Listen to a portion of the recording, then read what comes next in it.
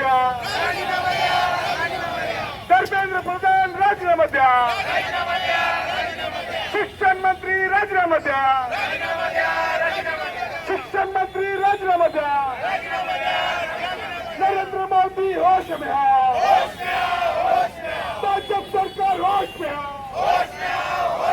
हिमाचल सरकारचं करायचं काय, मोदी सरकारचं करायचं काय, धर्मेंद्र प्रधानचं करायचं काय.